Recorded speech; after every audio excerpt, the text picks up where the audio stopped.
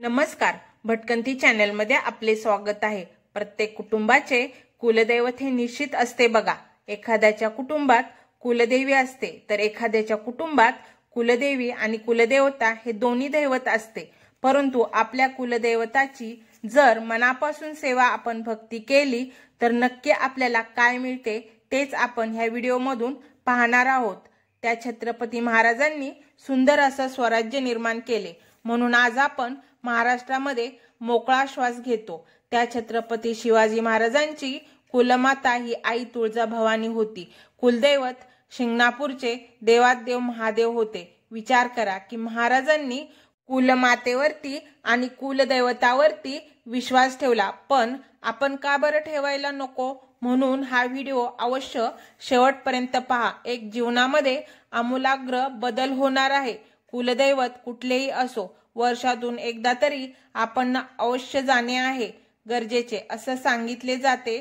आपल्या कुळातील आचारांची आचरण करत आणि शासनाने जे कर्म करावी किंवा जी करू नये त्यालाच आपण कुलधर्म आणि कुलाचार म्हणतो बघा। याचे जे स्पष्टीकरण आहे, मूळ ती कुलदेवतेची पूजा का करावी, कुलदेवतेला वर्षातून एकदा का जावे, कुलधर्म का पाळावा, तर याला पुरावा आणि याच्याबद्दल माहिती स्वतः जगद्गुरु संत तुकाराम महाराज यांनी सांगितले बघा। संत तुकाराम महाराज म्हणतात, कुळधर्म ज्ञान, कुळधर्म साधन, कुळधर्म निदान हाती चढे, कुळधर्म भक्ती, कुळधर्म गती, कुळधर्म विश्रांती पावविल, कुळधर्म दया, कुळधर्म उपकार, कुळधर्म सार साधनाचे, कुळधर्म महत्व, कुळधर्म मान, कुळधर्म पावन परलोकीचे। तुका म्हणे कुळधर्म दावी देवी देव, यथाविध भाव जरी होय। हा सर्व पुरावा तुकाराम महाराजांनी दिलाय बघा। कुळधर्माचे पालन जर केलं, कुळदेवांचे आपण दर्शन घेतले, सेवा केली तर नक्की काय होते?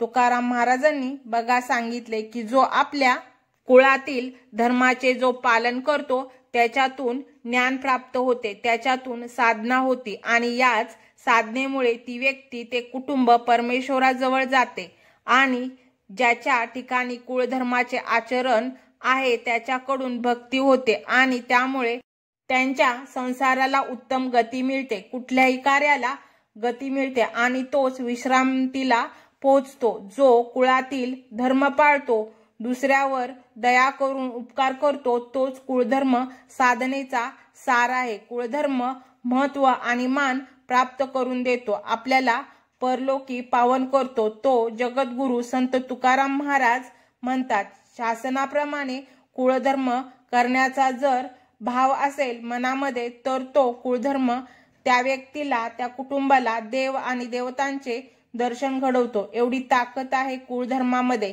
की साक्षात देवी देवतांचे दर्शन आपल्याला प्राप्त होते। मनापासून सर्व ह्या गोष्टी केल्या तर हे मी सांगत नाही, जगद्गुरु संत तुकाराम महाराज सांगतायत बघा। अहो, संत तुकाराम महाराज त्या अभंगातून सांगतात की कुलधर्म पाळणारी व्यक्ती दयाळू आणि परोपकारी असते आणि त्यामुळे महाराजांनी बघा धर्माची सांगड आहे ती समाज कर्तव्याशी घातली आहे। दया आणि परोपकार आणि जीवन जगावे कसे हे सुद्धा ह्या कुळधर्मातील विचार सांगितले आहे। कुळधर्मातील विचारात इतकी पवित्र गोष्ट अखंड सृष्टीमध्ये नाही, ह्या जगातच नाही आणि त्या ज्ञानाचे निदान म्हणजे परमेश्वर, त्याची प्राप्ती कुळधर्मातूनच होते बघा। सगळी देव देवतांचे दर्शन घडवण्याचे सामर्थ्य कुळधर्म पालनात आहे असे महाराजांनी सांगितले आहे। म्हणून आपण वर्षातून एकदा तरी जा आणि आपल्या कुलदेवताचे आपण दर्शन घ्या। नोकरीच्या निमित्ताने, शिक्षणाच्या निमित्ताने, काही व्यवसायाच्या निमित्ताने म्हणजे पोट भरण्यासाठी या देशाच्या कानाकोपऱ्यात कुठेही असो आपण राहिला, पण वर्षातून एकदा तरी आपल्या कुलदैवतेचे दर्शन घ्या। कुलमाता असेल तर आपण दर्शन घ्या। देव हा फक्त भक्तीचा भुकेला आहे, काही नाही लागत। एक मनापासून भावनेतून एक नारळ फोडा, देवी असेल तर ओटी भरा, देव असतील त्यांना पोशाख करा। तुम्ही फक्त वर्षातून एकदाच बघा, आपल्या घरातील तो कलह बंद होईल। त्या यशापर्यंत आपल्याला पोचायचंय, त्याची सुरुवातही कुलदेवतेपासून होते. कुलदेवताशिवाय कुठलीही गोष्ट शक्य नाही. तेव्हा थोडासा विचार करा. छत्रपती शिवाजी महाराजांनी सुद्धा कुलमातेला मानलं बघा. आई तुळजाभवानी महाराजांना केली की नाही मदत? तलवार दिली होती ह्या राक्षसांना मारण्यासाठी. मोगल रूपी राक्षस होते. थोडासा विचार करा की त्या महाराजांनी विश्वास ठेवला, मग आपण बरं का नको विश्वास ठेवायला?